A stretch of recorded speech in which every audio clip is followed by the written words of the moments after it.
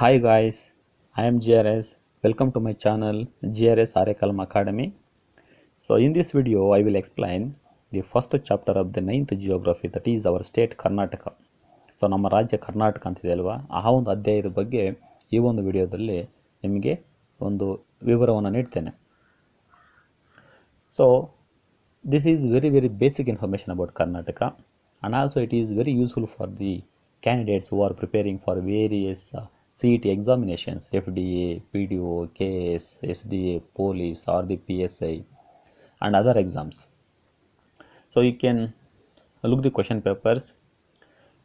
Basically the 8th, 9th, 10th social science, so ಆ ಒಂದು subject ಮೇಲೆ ಹೆಚ್ಚು ಕ್ವಶನ್ಸ್ ಇರುತ್ತೆ. ಸೊ ಆ ಒಂದು ಪರ್ಪಸ್ ಆಗಿ ಈ ಒಂದು ವಿಡಿಯೋದಲ್ಲಿ ಅದಕ್ಕೆ ಸಂಬಂಧಪಟ್ಟ ಕೆಲವೊಂದು ವಿಷಯವನ್ನು ಹೇಳ್ತೇನೆ. So in this chapter we should learn the 4 important things. The first one is the greatness of our state and heritage of Karnataka.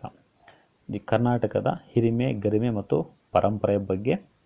Second point is the origin of the name Karnataka. Then how the word Karnataka was originated.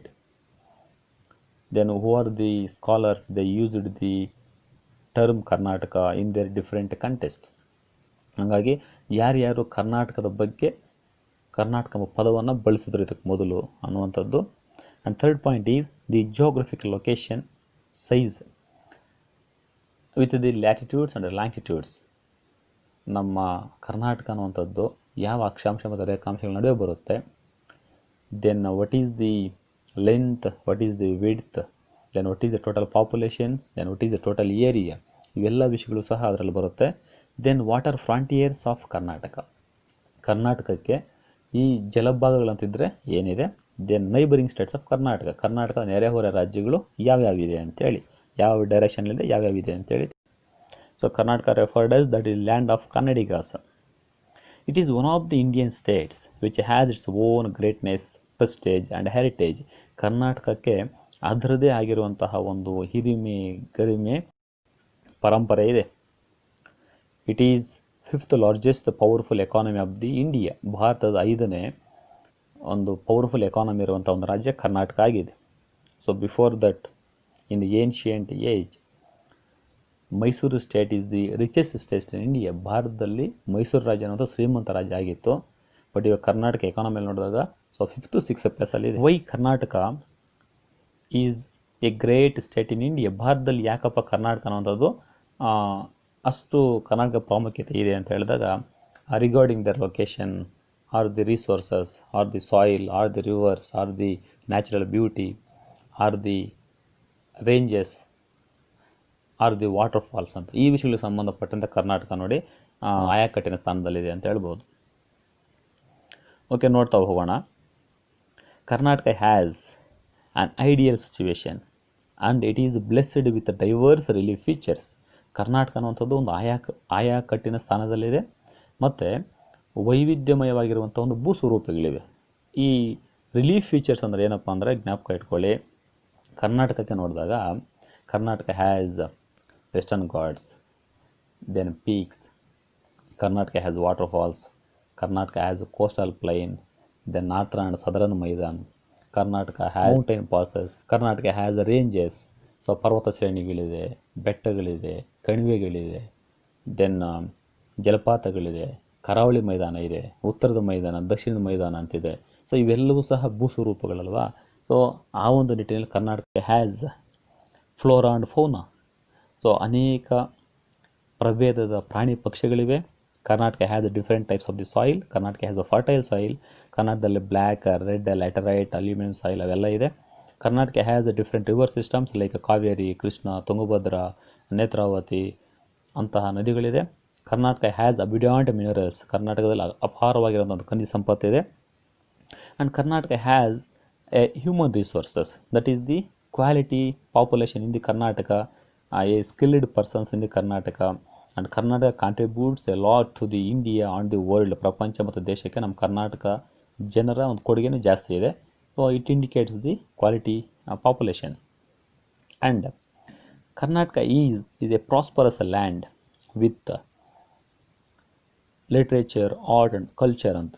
So ಈ ಸಾಹಿತ್ಯಕ್ಕೆ ಸಂಬಂಧಪಟ್ಟಂತೆ, ಕಲೆಗೆ ಸಂಬಂಧಪಟ್ಟಂತೆ, ಸಂಸ್ಕೃತಿಗೆ ಸಂಬಂಧಪಟ್ಟಂತೆ ಕರ್ನಾಟಕಕ್ಕೆ ಒಂದು ಅದರದೇ ಆಗಿರುವಂತಹ ಒಂದು ಹೆಸರಿದೆ, ಸ್ಥಾನ ಇದೆ. And Karnataka has its the religious, spiritual and historical famous pilgrim centres. ಕರ್ನಾಟಕದಲ್ಲಿ ಇದಕ್ಕಂತೂ ಯಾವುದೇ ಕೊರತೆ ಇಲ್ಲ ನೋಡಿ. ಧಾರ್ಮಿಕಕ್ಕೆ ಸಂಬಂಧಪಟ್ಟಂತೆ, ಆಧ್ಯಾತ್ಮಿಕತೆಗೆ ಸಂಬಂಧಪಟ್ಟಂತೆ ಅಥವಾ ಐತಿಹಾಸಿಕ ಸಂಬಂಧಪಟ್ಟಂತೆ ಅನೇಕ ಪ್ಲೇಸಸ್ ಇದೆ. ಕರ್ನಾಟಕ ಅನ್ನುವಂಥದ್ದು ನಮ್ಮ ಇಂಡಿಯಾದಲ್ಲೇ ಹೆಚ್ಚು ಪ್ರವಾಸಿಗರನ್ನು ಆಕರ್ಷಣೆ ಮಾಡುವಂತಹ ಸ್ಟೇಟ್ಸಲ್ಲಿ ಒಂದಾಗಿದೆ. For example spiritual centres, see the art of living is there, and Moinuddin Chishti, that is one of the important religioustic place. Then historical places, number of the historical places are in Karnataka.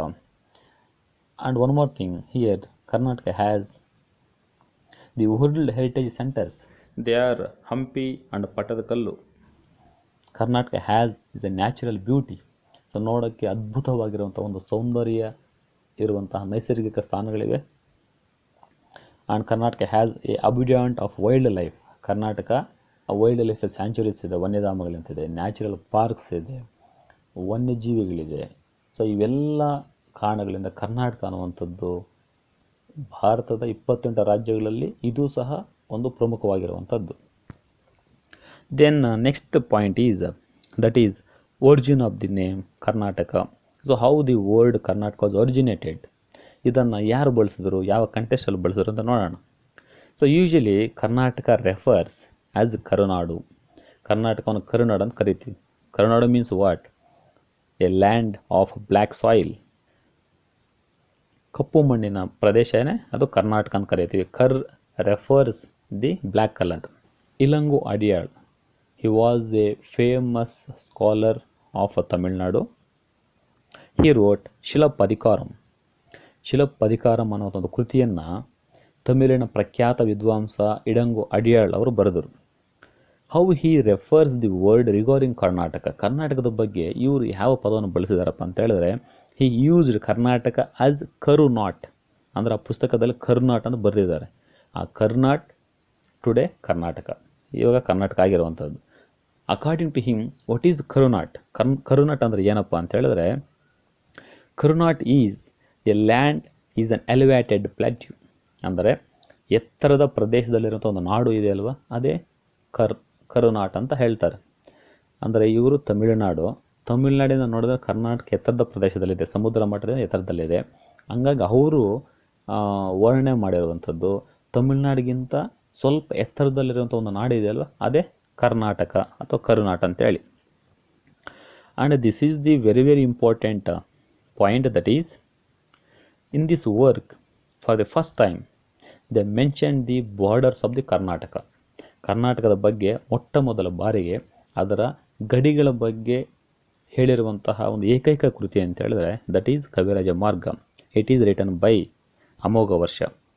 And some books they mentioned Shri Vijaya. So they are many controversies whether the Amogha Varsha or the Shri Vijaya wrote the Kaviraja Marga, ಯಾರು ಬರೆದ್ರು ಅಂತೇಳಿ. ಅಮೋಘ ವರ್ಷನ ಇನ್ನೊಂದು ಹೆಸರೇ ಶ್ರೀ ವಿಜಯನ, ಅಮೋಘ ವರ್ಷನ ಆಸ್ಥಾನ ಕವಿ ಶ್ರೀ ವಿಜಯನ, ಯಾರು ಅಂತ ಗೊತ್ತಿಲ್ಲ. ಸೊ ಬಟ್ ಒಟ್ಟಿನಲ್ಲಿ ಆ ಕವಿರಾಜ ಮಾರ್ಗ ಅನ್ನುವಂತಹ ಒಂದು ವ್ಯಾಕರಣ ಕೃತಿಯಲ್ಲಿ ಕರ್ನಾಟಕದ ಒಂದು ಗಡಿಗಳ ಬಗ್ಗೆ ಹೇಳಿದ್ದಾರೆ. Let us see how they mentioned. So Karnataka extends from river Godavari in the north to river Kaveri in the south. ಉತ್ತರದಲ್ಲಿ ಗೋದಾವರಿ ನದಿಯಿಂದ ಹಿಡಿದು ದಕ್ಷಿಣದಲ್ಲಿ ಕಾವೇರಿ ನದಿಯವರೆಗೂ ಹಬ್ಬಿರುವಂಥದ್ದೇ ಕರ್ನಾಟಕ ಅಂತ ಹೇಳ್ತಾರೆ. This is all history. Then what happens after the independence 1947. So after 1947 the Britain government they given freedom to India. So during that time there were 562 princely states in India. ಭಾರತದಲ್ಲಿ 562 ಈ ರಾಜ್ಯ ಸಂಸ್ಥಾನಗಳಿತ್ತು. Among them Mysore state is one. ಅದರಲ್ಲಿ ಮೈಸೂರು ರಾಜ್ಯ ಸಹ ಒಂದು. So during that time many Kannada speaking areas they were inserted with the different princely states. So some Kannada speaking areas they were merged with the Hyderabad province. Some Kannada speaking areas they were merged with the Bombay province. Some Kannada speaking areas merged with the Madras province, and some areas merged with the Kodagu. So for the effort of the Karnataka freedom fighters, These all the Kannada speaking areas, they were back with the Mysore state in the year 1956 November 1st. 1956ರಲ್ಲಿ ಈ ಕನ್ನಡ ಮಾತಾಡುವಂಥ ಪ್ರದೇಶಗಳು ಹೈದರಾಬಾದು, ಮದ್ರಾಸು, ಕೊಡಗು, ಬಾಂಬೆಯಲ್ಲಿ ಏನು ಹೋಗಿತ್ತು ಅವು ಮತ್ತೆ ಮೈಸೂರಲ್ಲಿ ವಿಲೀನ ಆದವು. ಆ ಒಂದು ಕಾರಣಕ್ಕೆ ವಿಶಾಲ ಮೈಸೂರು ರಾಜ್ಯ ಅಂತ ಕರೀತೀವಿ. So 1953 Mysuru state was formed, but only 9 southern districts were there. ಅಲ್ಲಿ ಬರೀ 9 ಜಿಲ್ಲೆಗಳನ್ನು ಒಳಗೊಂಡ ಮೈಸೂರು ರಾಜ್ಯ ಆಗಿತ್ತು ಅದು. ಬಟ್ ತುಂಬ ಪ್ರದೇಶಗಳು ಬೇರೆ ಒಂದು ಸಂಸ್ಥಾನಗಳಲ್ಲಿ ಇತ್ತು. ಅವೆಲ್ಲವೂ ಬಂದಿದ್ದು ಯಾವಾಗಪ್ಪ ಅಂತ ಹೇಳಿದ್ರೆ 1956 ಅಂತ. ಸೊ ಇಲ್ಲಿ ಎರಡು ಡೇಟ್ ಜ್ಞಾಪಕ ಇಟ್ಕೊಳ್ಳಿ. ಇನ್ 1953 ಮೈಸೂರು ಸ್ಟೇಟ್ ವಾಸ್ ಫಾರ್ಮ್ಡ್. ಇನ್ 1956 ವಿಶಾಲ Mysuru state was formed. So ವಿಶಾಲ ಅಂತ ಹೇಳಿದ್ರೆ ಮೊದಲು ಇರುವಂಥ ಏನು ಮೈಸೂರು ಇತ್ತು 1953ರಲ್ಲಿ ಅದಕ್ಕಿಂತ ಇನ್ನೂ ದೊಡ್ಡದಾಯಿತು ಅಂತ. ಇನ್ November 1, 1956 ಈ celebrating the November 1st as Kannada Rajyotsava. Every year, ಪ್ರತಿ ವರ್ಷವೂ ಸಹ ಕನ್ನಡ ರಾಜ್ಯೋತ್ಸವ ಅಂತೇಳಿ ಆಚರಣೆ ಮಾಡ್ತೀವಲ್ವ. ಅದು ಯಾವ ಕಾರಣಕ್ಕೆ ಮಾಡ್ತೀವಿ ಅಂತ ಹೇಳಿದ್ರೆ, ನಮ್ಮ ಕನ್ನಡ ಮಾತಾಡುವಂಥ ಪ್ರದೇಶಗಳು ಬೇರೆ ಬೇರೆ ಸಂಸ್ಥಾನಗಳಿತ್ತಲ್ವ, ಅವೆಲ್ಲವೂ ಸಹ ವಾಪಸ್ ಬಂತು ಮೈಸೂರಿಗೆ. ಅದಕ್ಕೆ ನಾವು ಕನ್ನಡ ರಾಜ್ಯೋತ್ಸವ ಅಂತ ಮಾಡ್ಕೊಂಡು ಬರ್ತಿದ್ದೀವಿ ಅಂತೇಳಿ. Then again the movements, revolutions happened for the change the name Mysuru state as Karnataka. ಕೊನೆಗೆ ವಿಶಾಲ ಮೈಸೂರು ರಾಜ್ಯ ಆಯಿತು. ಬಟ್ ತುಂಬ ಜನರಿಗೆ ಮೈಸೂರು ರಾಜ್ಯ ಅನ್ನೋಂತಹ ಒಂದು ಪದ ಇಷ್ಟ ಆಗಿರಲಿಲ್ಲ. Mysuru refers that is one of the part of the Karnataka. It is not A Karnataka ಅಂತ ಹೇಳ್ತಾರೆ. ಅಂತ ಹೇಳಿದ್ರೆ ಕರ್ನಾಟಕದ ಒಂದು ಭಾಗ ಮೈಸೂರು ಅಷ್ಟೇ, ಮೈಸೂರೇ ಕರ್ನಾಟಕ ಅಲ್ಲ. ಹಂಗಾಗಿ ಈ ಒಂದು ರಾಜ್ಯಕ್ಕೆ ಮೈಸೂರು ಅನ್ನೋಂಥ ಹೆಸರು ಬೇಡ, ಅದನ್ನು ಕರ್ನಾಟಕ ಅಂತ ಹೆಸರು ಚೇಂಜ್ ಮಾಡಬೇಕು, ಬದಲಾವಣೆ ಮಾಡಬೇಕು ಅಂತೇಳಿ ಮತ್ತೆ ಹೋರಾಟಗಳಾಗುತ್ತೆ, ಚಳುವಳಿಗಳಾಗುತ್ತೆ. For all their efforts in the year 1973, when Devaraj Aras was the chief minister, he renamed Mysore state as Karnataka for the first time. Again, that is in the November 1st. November 1 Kannada Rajyotsava ಮಾಡ್ತಿರಲ್ವ, ಆವತ್ತೇ ಮೈಸೂರನ್ನು ಕರ್ನಾಟಕ ರಾಜ್ಯ ಎಂದು ಮರುನಾಮಕರಣ ಮಾಡಿದರು. ಯಾರು? ದೇವರಾಜ ಅರಸ್, ಮಾಜಿ ಕರ್ನಾಟಕದ ಮುಖ್ಯಮಂತ್ರಿ. ಸೊ ಇಷ್ಟು ಜ್ಞಾಪಕ ಇಟ್ಕೋಬೇಕು. Geographical location of Karnataka.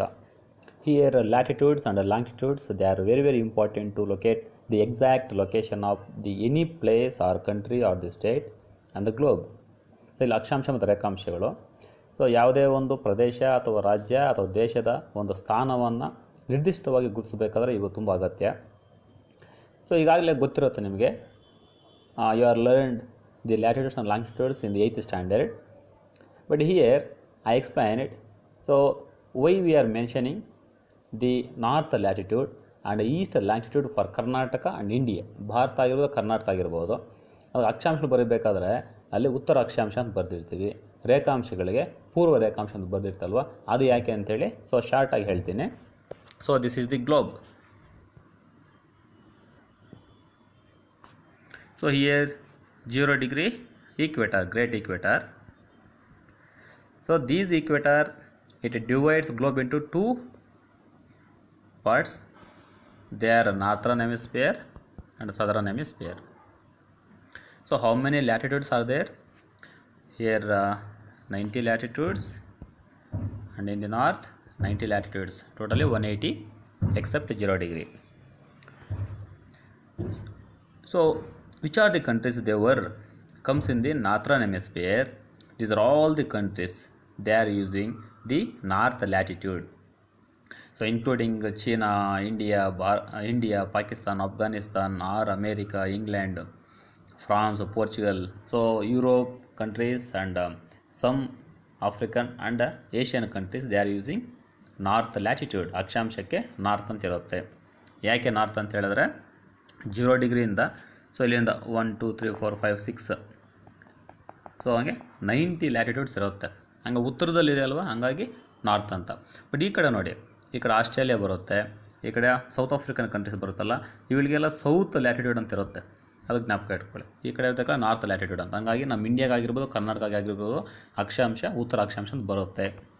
So ನಮ್ಮ ಇಂಡಿಯಾ ನಿಮ್ಗೆ ಗೊತ್ತು, it is situated in the northern hemisphere.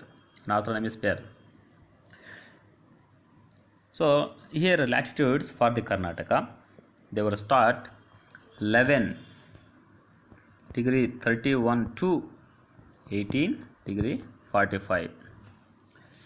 And longitudes. So here this is the major longitude. It divides globe into two parts. They are eastern hemisphere and western hemisphere. How many longitudes? Totally 360 longitudes. So for eastern hemisphere there are 180, and for western hemisphere they are 180. 360 longitudes. So 1 2 3 4 5 6 7 7 8 9 10. So 180 longitudes for the east, 180 longitudes for the west. So which are the countries? Devar comes in the eastern hemisphere. These are all the countries. They are using east longitude. They mention the east longitude. ಪೂರ್ವ ರೇಖಾಂಶ ಅಂತ ಕರೀತೀವಿ ನೋಡಿ. ಇಲ್ಲಿ Australia ನೋಡಿ, Australia ಇರಬಹುದು, ನಮ್ಮ India ಇರಬಹುದು. ಈ ಕಡೆ ಬರುವಂಥ ಎಲ್ಲ ಕಂಟ್ರೀಸ್ಗೂ ಸಹ ರೇಖಾಂಶ ಬರಬೇಕಾದ್ರೆ ಪೂರ್ವ ರೇಖಾಂಶ ಅಂತ ಬರೀತೀವಿ. ಸೊ ಈ ಕಡೆ ಬರುವಂಥದ್ದು England, Australia, African countries, they are mentioning west longitude ಅಂತ, ಪಶ್ಚಿಮ ರೇಖಾಂಶ ಅಂತ ಬರೀತಾರೆ ಅಂತೇಳಿ. So what is the longitude of Karnataka? ಸೊ 70 4 12 2 78 4 0.